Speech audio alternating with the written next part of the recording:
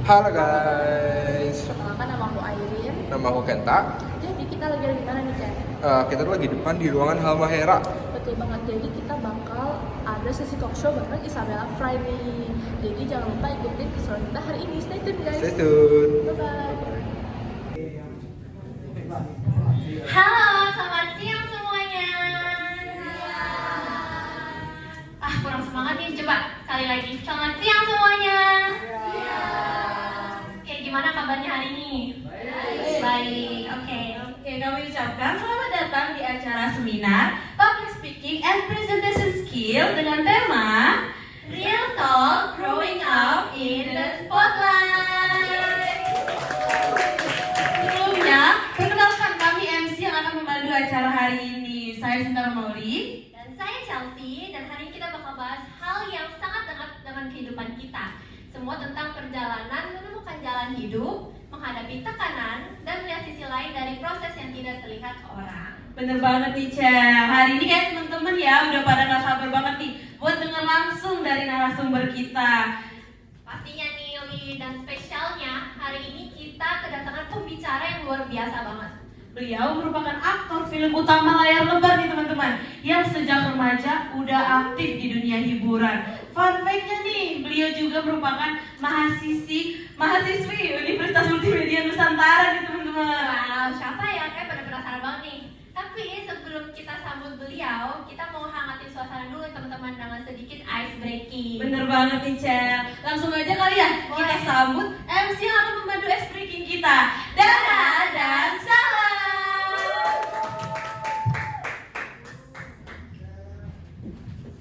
Halo teman-teman. Kita lanjut ke sesi berikutnya ya teman-teman.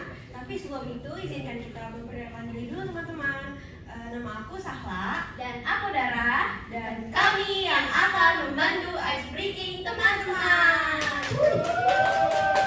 Oke teman-teman, di sini kita bakal main game sederhana, namanya itu Aku Bilang. Mungkin teman-teman di sini udah familiar dengan game ini, tapi kita di sini bakal remind sedikit ya. gini ya teman-teman, cara aturan mainnya gampang banget. Kalau aku bilang kalian ikutin. Kalau kita tidak bilang aku bilang, kalian cukup diam saja ya. Siap ya teman-teman? Siap. Oke, salah. Kita langsung lanjut ke permainannya aja nggak sih? Oke teman-teman, aku mulai ya. Aku bilang semuanya berdiri.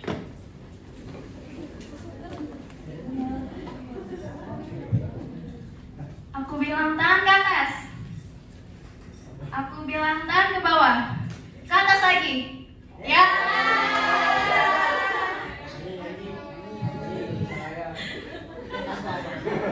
Oke lanjut gak sih Dan? Boleh. Aku bilang tepuk tangan 1 kali. Aku bilang tepuk tangan 2 kali. 3 kali. Iya. Oke, lanjut ya. Aku bilang sentuh hidung. Sentuh telinga.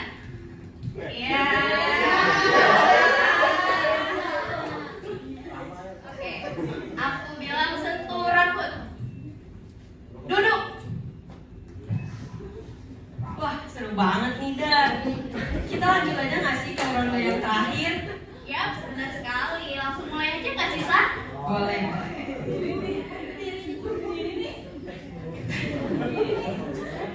Aku bilang semangat.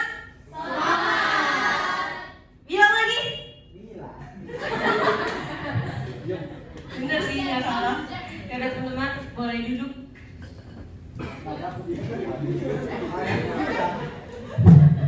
Kenapa belum bilang aku bilang? Ya, ayo. Ya udah, aku lihat teman-teman di sini udah mulai panas nih ya badannya ya.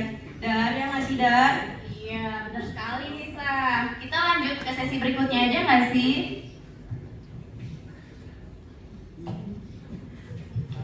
Oke teman-teman, tadi itu ice breaking singkat kita. Gimana teman-teman, pada udah semangat belum? Udah semangat banget nih.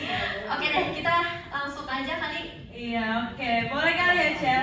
Hari ini kita langsung aja kali ya mendengar narasumber yang akan berbagi cerita tentang perjalanan karirnya nih tantangan di balik layar, dan juga gimana sih caranya nemuin jalan hidup di tengah tekanan nih teman-teman. Semua ini akan dipandu oleh moderator kita yang siap menggali insight dari beliau nih teman-teman. Langsung aja mari kita sambut Jetro dan Maura. Boleh silakan. Thank you MC Thank untuk you. opening yang sangat luar biasa. Selamat siang semuanya. Perkenalkan, nama aku Jetro. Nama aku Maura. Dan hari ini kita akan membahas tema Real Talk Growing Up in the Spotlight. Dan narasumber kita pada hari ini adalah teman saya sendiri. Dan kita sambut Isabel Fry.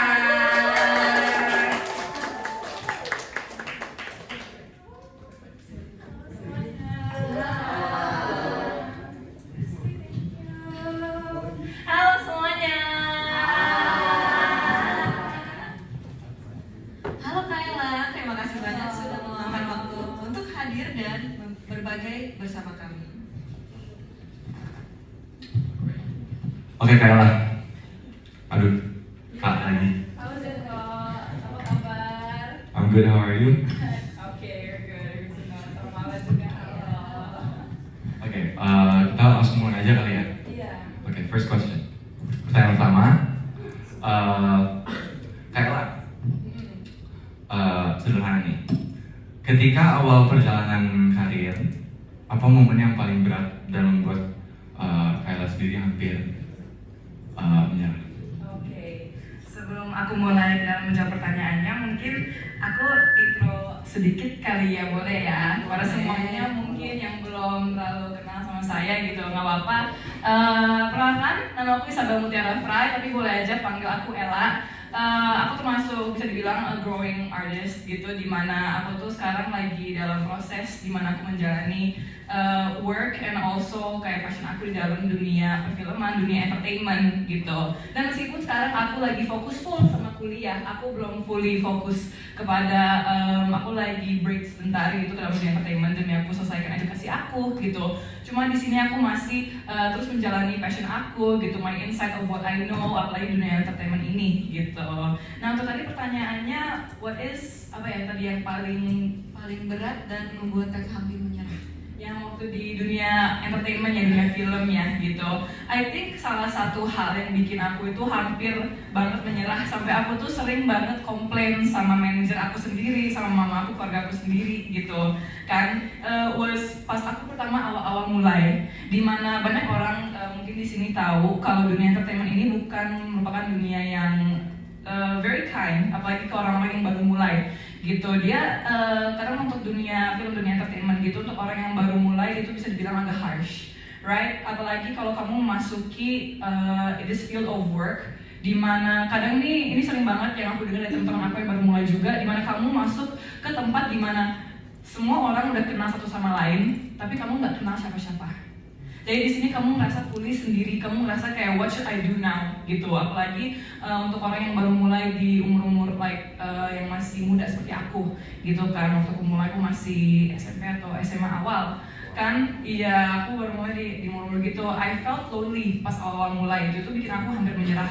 Apalagi kalau aku melihat orang-orang lain yang mungkin lebih muda daripada aku, or yang seumuran sama aku yang skillnya better, udah terasah gitu kan. Itu menurut aku it's something that was tough kayak untuk aku lewatin gitu. But slowly but surely aku mulai kayak okay, if no one there is going to fend for me, mendingan I will defend myself begitu. Dimana aku makin lama makin okay, aku harus kenal sama orang-orang di sini, aku harus kenal, aku harus get to know them. Kalau aku pengen diketahui di dunia ini, di dunia entertainment ini, dan aku pengen diketahui dan dikenal di set syutingnya begitu sih dari aku. Menarik banget nih kan. Kan banyak banget ya kayak tekanan dari sekitar, kayak keluarga, teman, ekspektasi masyarakat. Bagaimana sih kakak mengelola tekanan tersebut supaya tidak menghambat dan justru menjadi energi untuk maju? Oke, jadi kan yang aku tadi sempat mention, dimana kan kita sering banget tuh membandingkan diri kita kepada orang-orang lain gitu. Ini bukan cuma di dunia entertainment atau dunia film, even di kayak let's let's say aku kan sekarang masuk jurusan DKV, desain komunikasi visual kan, itu bidang seni, dimana kamu sering banget pas masuk bukan kamu doang yang bisa menggambar, dimana pas kamu pertama masuk mungkin pas di SMA kamu kayak kamu tuh oh cuma si Ella doang yang bisa gambar di kelas kita kan, tapi pas kamu masuk ke dunia DKV semuanya yang di kelas kamu itu bisa gambar, ada yang so much better than you juga gitu, dimana kamu tuh you always compare yourself to these people gitu, kamu bandingin terus kan sama orang ini gitu. But what I found to get around that itu dari tekanan, dimana tekanan diri sendiri, pressure diri sendiri untuk membandingkan diri aku itu by realizing aku ini skillnya di mana specifically, aku ahlinya di mana gitu. Let's say kalau di acting, aku lebih bagus di acting menangis gitu kan. Untuk aku keluar air mata itu tidak begitu susah, dimana kan orang lain kan kadang ada yang bisa lebih sulit untuk kayak menangis gitu. Oke, aku mengasah skill itu dengan aku fokus ke skill itu dan improve skill itu, dan aku sambil bisa improve skill-skill yang lainnya gitu. Kan you have to realize what good you have in yourself, sambil kamu juga sadar apa yang aku harus improve di diri aku. Begitu, kamu harus cari cara untuk menemukan kamu ini spesialisnya di mana, dan kamu jangan membandingkan diri kamu ke orang lain, tapi kamu juga harus realize aku kurangnya di mana, aku improve begitu. Wow, that's really nice.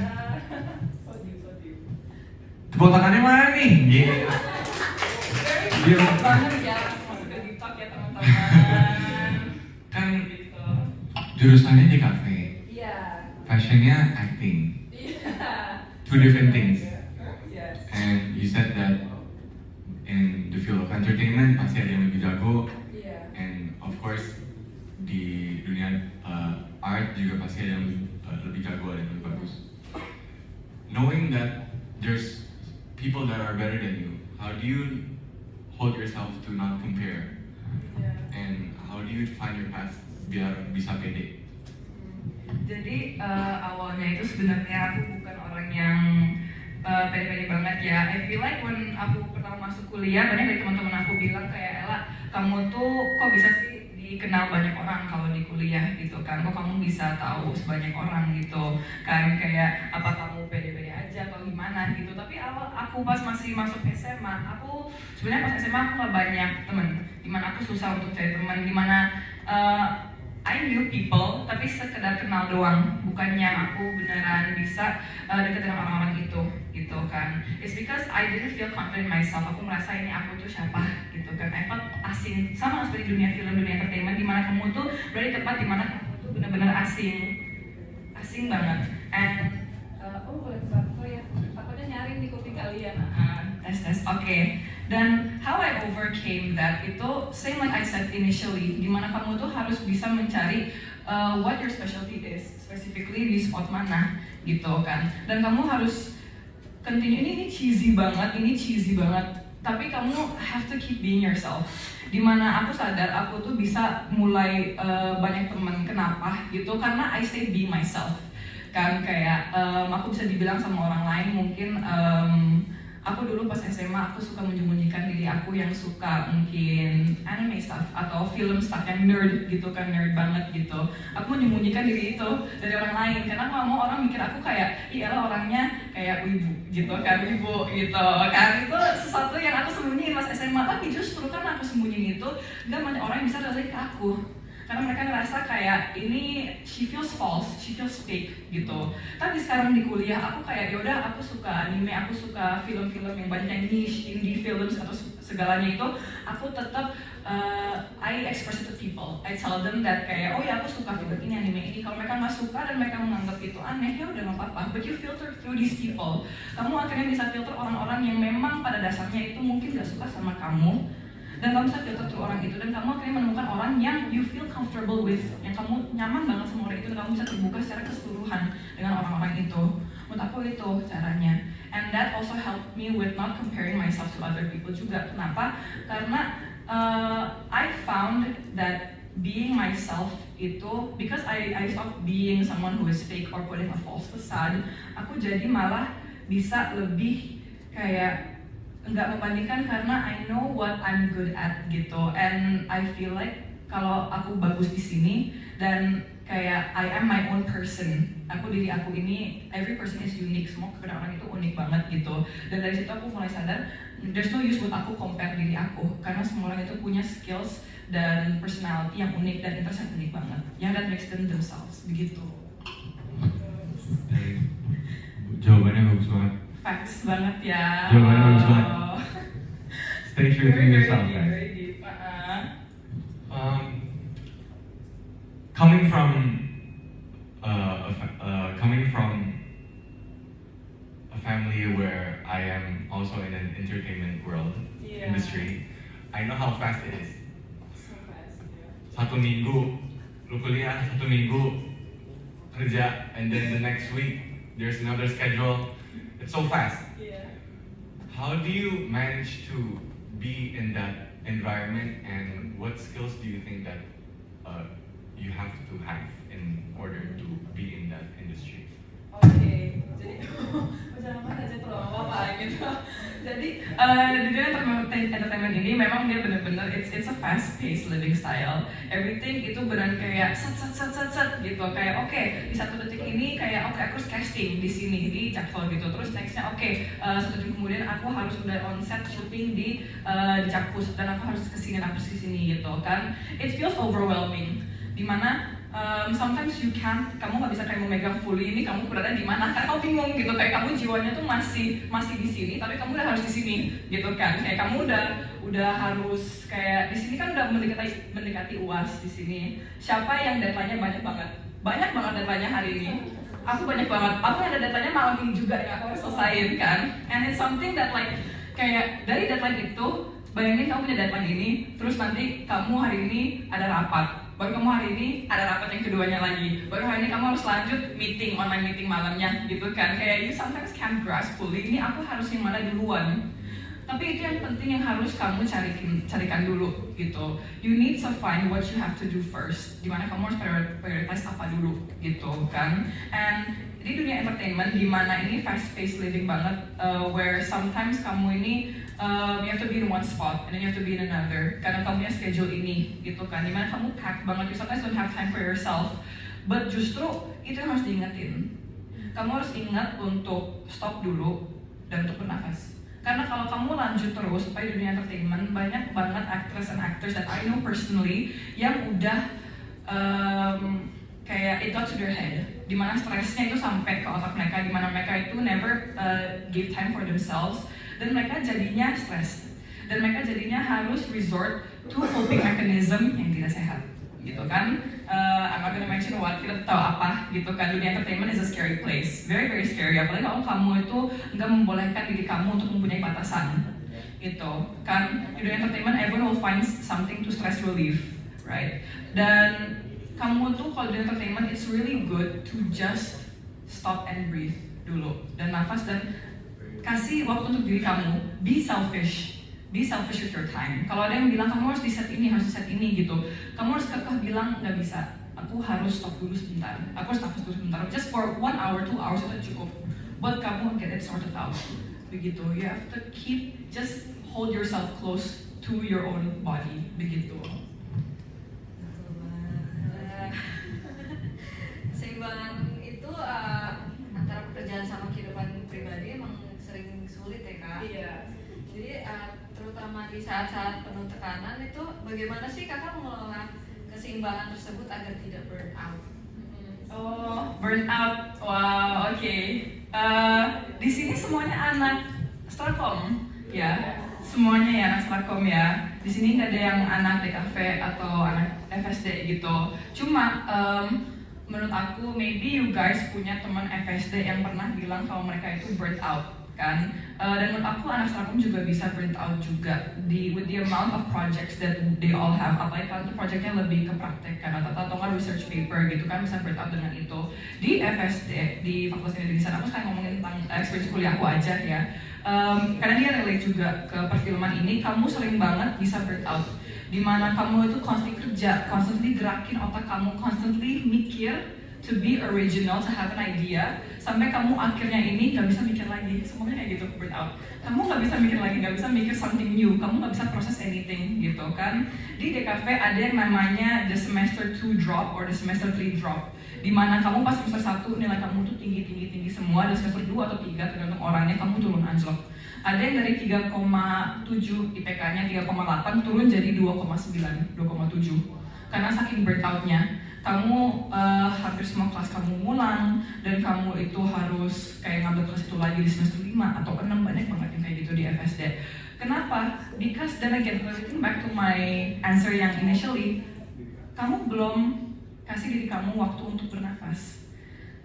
Dimana kadang nih, ini yang aku juga learn di FSD itu, kalau sebagai anak seni, itu tugas yang bagus itu tugas yang selesai. Kayak di DKV ini kita tuh selalu strive untuk pengen hasil kita apa, hasil yang paling bagus gitu kan. Mungkin maybe setelah pun juga kalian bisa relate in a way, kayak aku pengen paper aku tuh yang paling bagus, aku pengen kayak presentasi aku tuh yang paling the best, yang paling wow gitu kan, bikin semua kelasnya tepuk tangan, kayak bisa bikin semua kelas kayak ini keren banget ya gitu kan. But sometimes in moments where kamu overwhelmed dengan the amount of projects you have, kadang selesai aja itu nggak apa-apa. Yang penting kamu nilainya itu udah bisa dapat. Kenapa? Karena kamu harus ingat that you need to take care of yourself juga. Taking care of yourself itu bukan maksudnya itu dapat nilai yang tinggi. Taking care of yourself itu bukan berarti kayak you to be the best in your class. Itu bukan taking care of yourself, itu bukan self care. Gitu. Mungkin kalian ngerasa enak, tapi the issues come to you nanti. Gitu, dimana nanti kalian akan merasa the breakout constantly reaching, bottling up sampai dia akan meledak, begitu.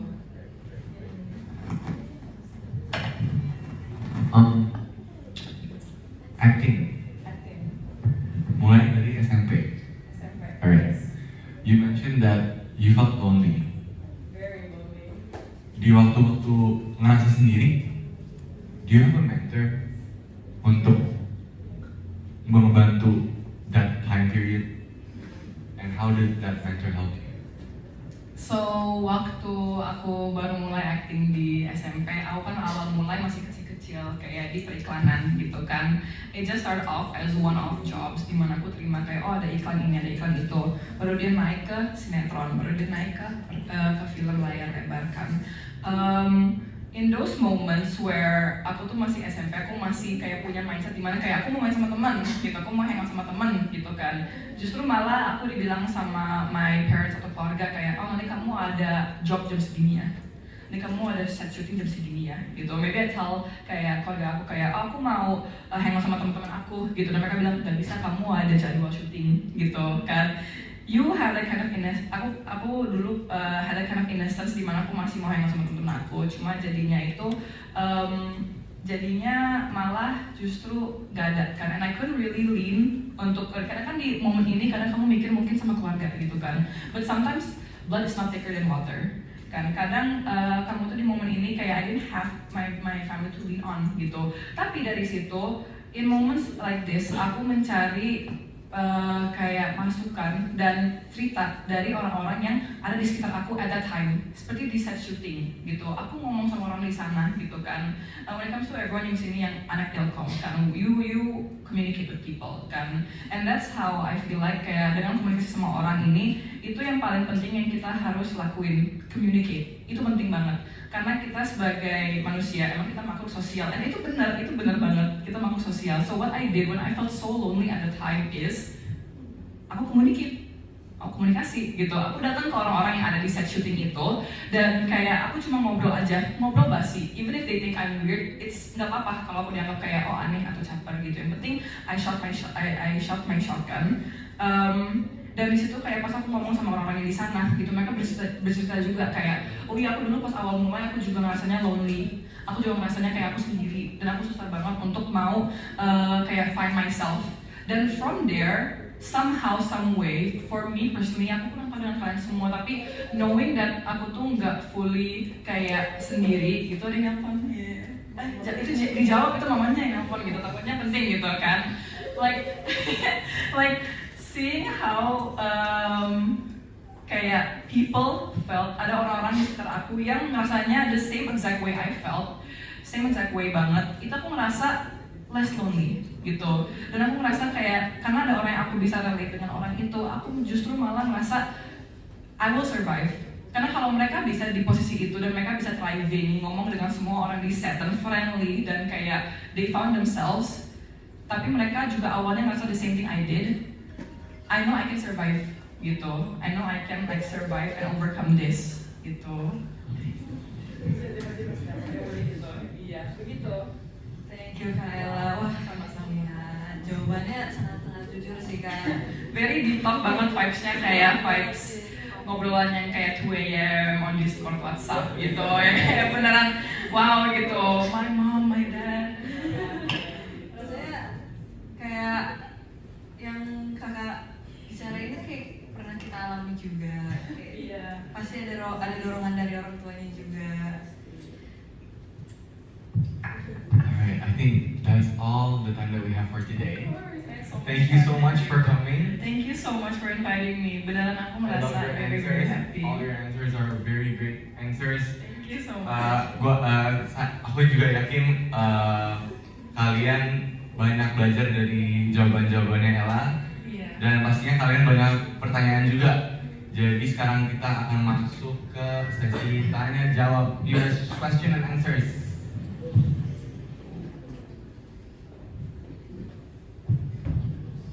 Oke teman-teman, mungkin dari penjelasan yang tadi ada kali ya 1 atau 2 orang yang pengen bertanya gitu. Boleh kali. Ada yang di ujung. Oh sorry, gak kelihatan Tami, sorry banget. Oke, halo. Kita seangkatan kan ya? Iya. Oh iya. Iya. Ya, halo. Thank you banget untuk insight-nya. Jujur sebagai orang yang gak terlalu ngikutin, maksudnya orang dalam dunia entertainment juga, aku jadi terbuka banget pikiran aku dan juga wawasan aku tentang dunia entertainment, juga how you strive there, juga how you berjuang dalam dunia itu juga. Tapi aku mau nanya, kan tadi udah dibahas tuh perjuangannya apa, terus juga sempat merasa lonely, sempat juga merasa burnout, butuh waktu untuk istirahat.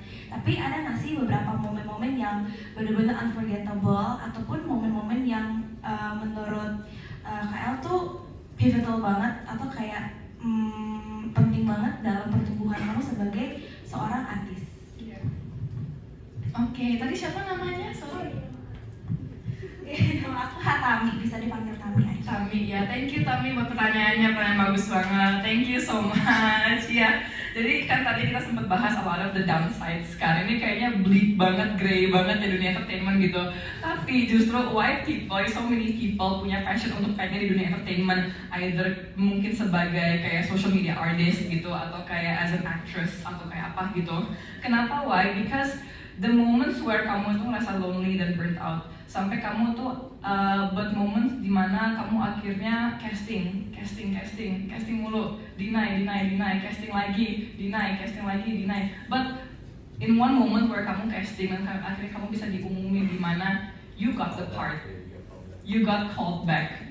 Itu menurut aku yang paling rewarding. Dan in moments kayak diri aku sendiri dimana aku multiple times casting, 5 kali casting, deny. Tapi aku casting lagi, dan in one moment pernah aku casting dan aku akhirnya keterima sebagai pemeran utama di kayak on a sinetron, tapi yang syutingnya itu sampai ke Bali, Labuan Bajo gitu, like moments like that. Itu dimana kayak oh it's rewarding because I worked hard. Dimana aku tuh kayak casting lagi tapi di-deny lagi, tolak lagi gitu, kamu masih kurang di sini, and I take that. Aku ngambil dan aku belajar kan, dan aku belajar, aku build terus, and I never gave up. Itu yang paling penting, karena awal mula sebagai aktor yang kamu baru-baru mulai gitu, mungkin kamu belum terlalu di-notice sama orang-orang gitu, so you need to step, kayak kamu harus kayak not step down, tapi kayak kamu harus bisa menunjukkan kamu ini skillnya di mana. Dan di momen dimana orang ada yang akhirnya ngeliat ke arah kamu, dimana awalnya gak ada orang yang ngeliat ya kayak yaudah masa bodoh gitu, tapi akhirnya kalau mereka ngeliat ke arah kamu dan kamu bisa be entrusted with getting that role, getting that part, dimana kamu jadi pemeran utama atau kamu akhirnya dipercaya untuk kerja di layar lebar, itu menurut aku it's pivotal. And also teman-temannya kamu dapat di dunia entertainment ini, because everyone meskipun memang banyak bilang kayak dunia entertainment itu pergaulannya bebas atau apa gitu, but everyone is so wise dengan cara pandang mereka di hidup ini gitu. Di jangka SMP, SMA sampai sekarang, dimana aku kerja di dunia entertainment, I grew so much. Dimana aku tuh kayak bisa grow so much as a person, mentally, emotionally gitu, karena dari mendengarkan experience semua orang ini. It's the connections and it's the achievements, dimana yang bikin ini tuh something rewarding and something just always want to get back to, begitu. Semoga menjawab ya Tami. Thank you so much. Oke, makasih.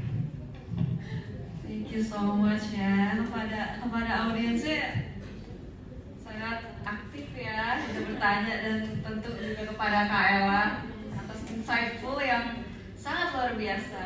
Thank you so much for trusting me. Thank you. Oke guys, banyak hal berharga yang kita bisa ambil pada hari ini. Semoga kalian juga terinspirasi dari jawaban-jawabannya Kak Ella. Kalian juga bisa terinspirasi dari kehidupannya Kak Ella, dan kalian juga bisa contohin what she did untuk menyeimbangkan waktu kuliah sama life balance, dan itu semua adalah pelajaran yang berharga. Jadi kami harap setelah ini kita semua bisa lebih berani berjalan di jalur masing-masing. Oke. Sampai jumpa di kesempatan berikutnya. Terima kasih semuanya.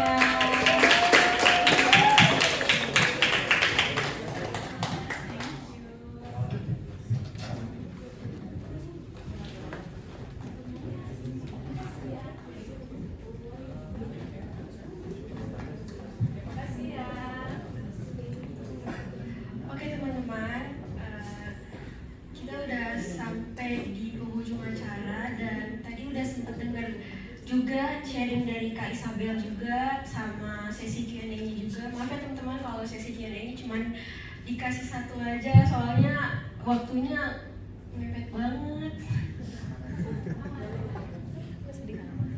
Oke, kami ingin mengucapkan terima kasih sebesar-besarnya kepada Kak Isabel Fry. Hari ini Kak Ella sudah membuka sisi lain dari dirinya, perjalanannya, mulai dari rasa ragu sampai menghadapi tekanan yang mungkin juga dapat kita rasakan. Kita sering cuma lihat hasilnya aja, tapi lupa ada proses panjang di belakangnya yang nggak selalu mudah, dan justru dari proses itu kita belajar untuk bertahan. Kepada teman-teman semua, terima kasih sudah menyimak, bertanya, bahkan mengikuti acara ini dari awal hingga akhir. Semoga apa yang teman-teman dapatkan hari ini bisa menjadi bekal untuk perjalanan teman-teman. Kita semua punya ritme yang berbeda, punya tekanan yang berbeda, dan punya titik temu yang berbeda. Yang penting kita tetap berjalan. Semoga setelah ini kalian pulang dengan pemahaman baru, keberanian baru, atau setidaknya perasaan bahwa kalian tidak merasa sendirian. Sebelum benar-benar kita tutup acara hari ini, ada satu agenda terakhir. Kami mengundang Ibu Dewi untuk naik ke depan untuk memberikan plakat penghargaan kepada Kak Isabel Fry.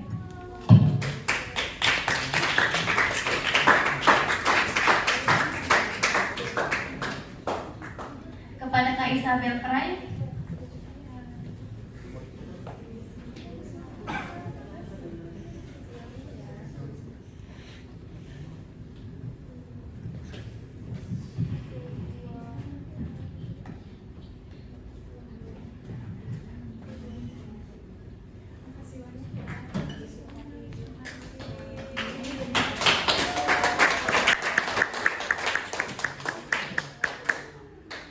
Terima kasih Ibu Dewi, dan sekali lagi terima kasih Kak Isabel atas waktu dan ceritanya hari ini.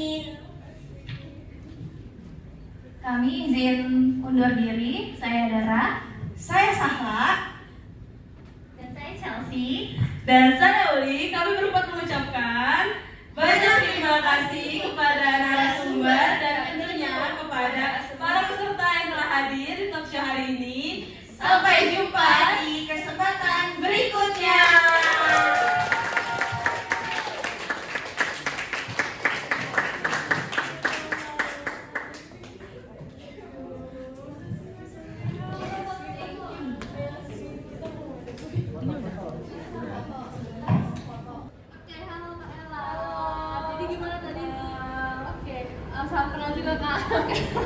Oke, jadi gimana nih kesan pertama kakak waktu lihat penonton-penonton yang ada di dalam gitu? Kayak ada rasa deg-degannya atau santai aja gitu? Jujur pas aku tadi lihat di dalam, aku nggak expect actually the amount of people yang ada di dalam tadi ruangannya gitu, terus ruangan Mahera kan, untuk bukan interview talk show-nya kan.